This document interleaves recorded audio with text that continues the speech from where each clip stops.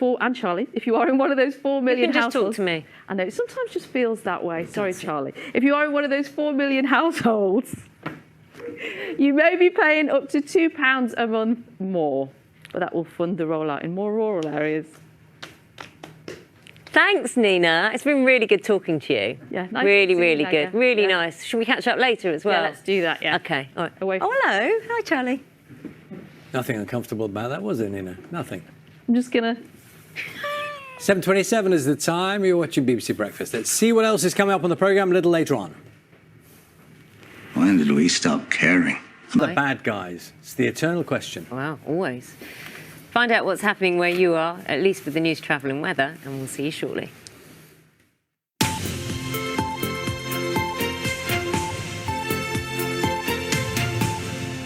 Hello, this is Breakfast with Naga, Munchetty and Charlie Stayt. Good morning to you. We are talking about a slowdown in the UK vaccine rollout this morning, caused by a delay in supplies of the Oxford AstraZeneca vaccine from India. Let's try and find out some more this morning. Speak to the Housing, Communities and Local Government Secretary, Robert Jenrick, who's joining us from Westminster this morning. Good morning to you. Thank you for your time this morning. First up, it's a very straightforward question. Everybody, I think, is asking the same thing. If there is a pause in supply, how will that tangibly affect the rollout? Well, good morning. The good news is that we're going to continue to meet our target, which is to vaccinate groups 1 to 9 by the middle of April. That's all of the over 50s, and it's those who are clinically extremely vulnerable as well. We have line of sight to do that. And we also are still on course to vaccinate or give the first vaccination to all adults by the end of July. Stick to those long-term goals, the end of July. But if I'm a 40-something watching you this morning, listening to what you're saying, I might be thinking it's fairly obviously the case that in my head I'd be thinking I thought I was going to get the call up soon. We know that over 50s have just had that call up. I think it's 2 million people. I would be thinking to myself, well, fairly obviously, this is going to delay when I get my first jab. Not going to delay the long-term goal, as you've rightly pointed out, but it may well delay that first call-up. Would that be right? Well, I'd say I'm being completely honest. We are experiencing some supply issues, so it does mean that that the vaccine rollout will be slightly slower than we might have hoped, but not slower than the target that we'd set ourselves, which is, as I say, to get those groups 1 to 9 by the middle of April.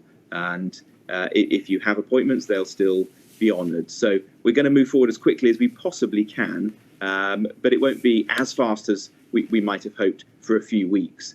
In the pause, which is in a way, it sounds like almost like a catch-up point where you are very clear that those top 9 groups need to reach as many of those as possible. And at this stage, clearly, some have not come forward. Now, why is it that over 40s who are keen to have their first jab should have to wait, while over 50s who, for whatever reason, have not come forward and have said then they don't want the jab?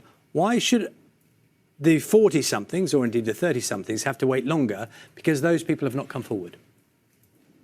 Well, jabs aren't going to waste. We want to get those into people's arms. And so there are backup plans in place at vaccine centres right across the country if at the end of the day they have a small number of vaccines left over. So people shouldn't be worried about a waste of the vaccine. But it is right that we focus on those groups 1 to 9 because those people account for 99% of the mortalities from COVID-19. Specific places where that applies to. I'm not looking in general terms because I know across the board there are some issues. I just wonder whether already there is a pattern that you as local government secretary have seen and are trying to address.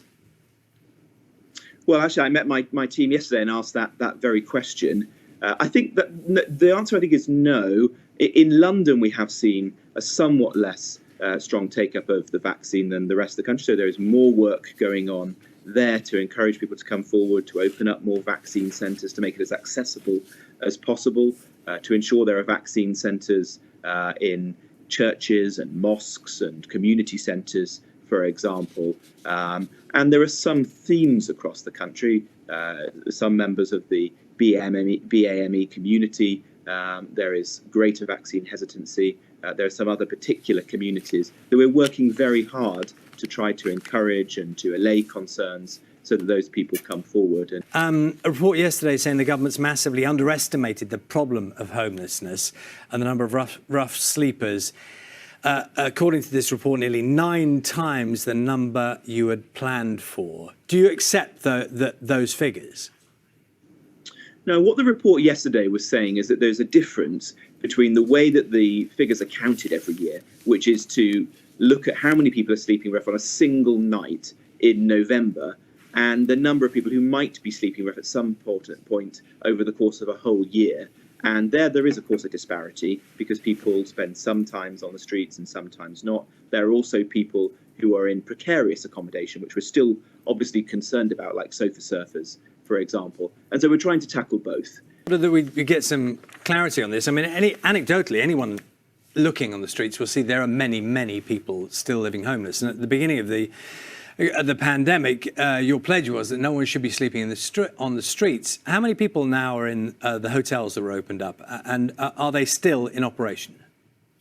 They are. We have about 11,000 people today in emergency accommodation being funded by the government who would otherwise be either on the streets or in other kinds of precarious accommodation. We've moved on about 27,000 people who were in that situation into the private rental sector or social housing. So that's a big achievement by councils and charities supported by central government.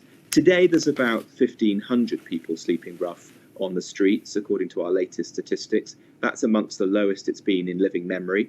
But of course, as we begin to move through the roadmap and unlock the country, then there will be a challenge, and that's why we're putting in place more support so that if people do end up on the streets over the course of this year, they can be looked after. Living on the streets, I mean, is it your position you think those people would not have been offered accommodation?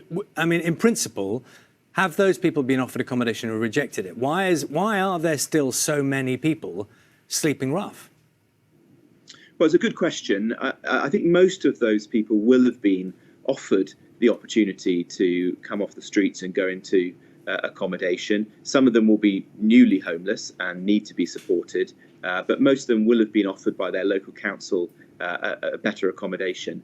There are many reasons why people choose not to accept that. Sometimes it's because they have concerns about authority, because they're not from the UK and concerned about the consequences of coming forward and asking for help. Sometimes it's because of their very complex needs, that they might have severe mental health issues, other health vulnerabilities, which we need to support and to treat them for. Our criminal justice system and about our immigration system. We need to bring all that together into a proper strategy so that we can end rough sleeping over the course of this Parliament, and no one should have to live on the streets.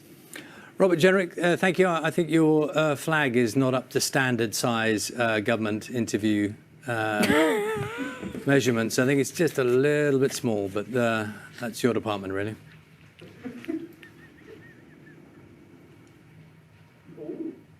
It's just a thought. The picture of the Queen. You'll be aware that every time we've seen it every day, haven't we? It's a stock. Always a flag thing, isn't it? Always a flag. They had the picture of the Queen there as well, though, in the Westminster office, I'm assuming. Mike, Good Chelsea. Morning. Well, yeah, Chelsea. In fact, it's turning into a great season on the whole for Burt, which is 15 hands 2. That is smaller than the average. Very small. Of course, that's not up to the years because you measure a horse to its withers, which is its shoulder blade. The ears would be up here, wouldn't they? So I couldn't compete with that. But they'd be higher than that. Small horses doing well. Sorry. They'd be higher than that. Ears? His ears. Oh, horse's head size. Yeah. Have we heard from Paul? Oh no, not yet. No, Not yet. It's sleep because he didn't sleep much last night. So I guess he's still. In Shout the land of out! Nod. Is for Paul. Who's This is got the one that bet the on. chap who's got to make this decision over this big betting dilemma today. Okay. Stick or twist. Yes, stick or twist. I wonder if Carol was listening this time. Simply moving on. Good morning, everybody. You know, for some of us this morning, it's a gorgeous start to the day in Charlie. It's good news, Carol. Good news. Not just rain. 14 degrees in Glasgow. Look at that. 11. Yeah, well, do you know what? It could be 16 or 17 today, somewhere in the central lowlands. Pretty good. 16 or 17 degrees? Shorts weather. That's May, June. That's May, June temperatures, right? Still not warm enough for me, Charlie. I would prefer it to be around about 28 in May or June or July or August, actually. Just be patient, Carol. Just imagine that. What, 28 That's a proper weather forecast in the future. Yeah, when's it going to be proper weather 27 or forecast. 28 degrees, Carol?